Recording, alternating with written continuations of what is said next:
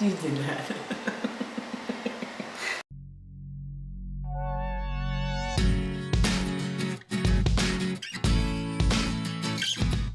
Hi guys, welcome back to another YouTube video. Today we're going to cover glass etching.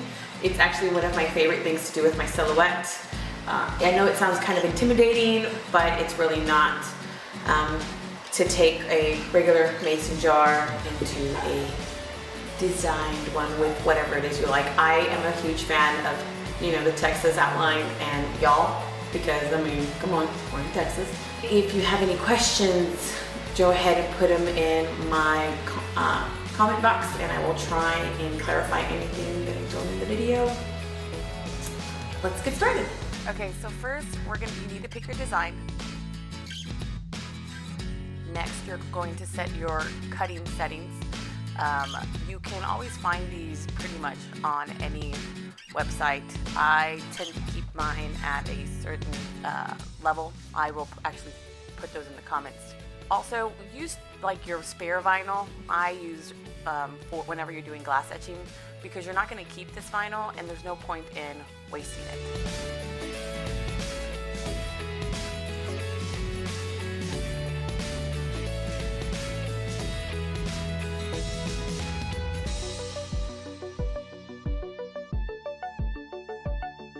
I also always recommend doing a practice cut, because you want to make sure that your vinyl is going to come out of it easily. I always keep it like near the design where I'm going to be using, just because I don't want to waste my whole vinyl.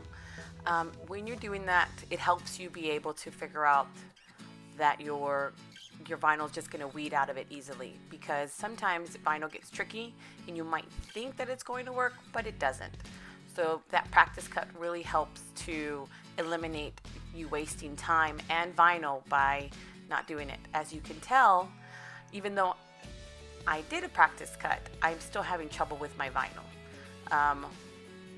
But I didn't want to waste it, so I just kind of did some tricks that I've learned along the way with tweezers and with just cutting it as I go. It's really important whenever you're doing glass etching that the lines of your vinyl are correct, because it can affect the outcome design. There's normally a tool that you can use to really push the vinyl into the transfer sheet. I couldn't find mine today, so I had to make do with scissors and tweezers.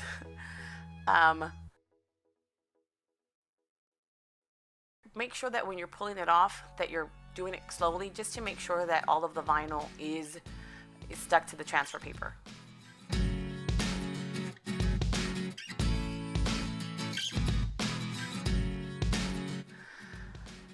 When you're transferring the design onto your glass, make sure that it's exactly where you want it to be, so please take your time. This is not something that you rush. And make sure that you are pressing it firmly into your glass, because you don't want to have any bubbles wherever you're going to end up putting the etching cream. The reason being for that is because the etching cream will seep through and then it will ruin your design. So please make sure that you are pressing down firmly and you're getting rid of all the bubbles. Etching cream actually a little bit goes a long way, so you don't have to put a whole bunch in it. Once the etching cream is on, it's going to start engraving into the glass. So be very careful, take this part slow, don't rush it. You're going to want to leave the etching cream on for about 30 minutes just to make sure that it engraves properly. If you take it off too soon, the design won't be very pronounced.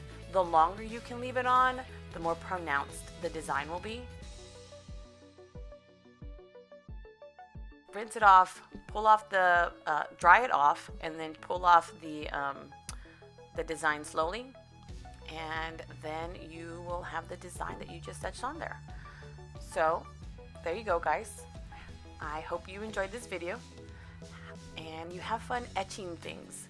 Etching can be such a fun way to create designs that you probably hadn't even thought of. There's actually one that I'm hoping to create, and when I do, I'll share it with all of you. It's going to be a little tricky, but I'm very excited about it. I will probably end up going back to my Forever Rose and etching something onto the dome once I have someone draw it for me. I'll let you guys see that product when it's done. Ow! She just hit me. It's abuse over here. All right, guys, you all have fun. If you have any questions, please ask, and I will do my best to answer them. Bye!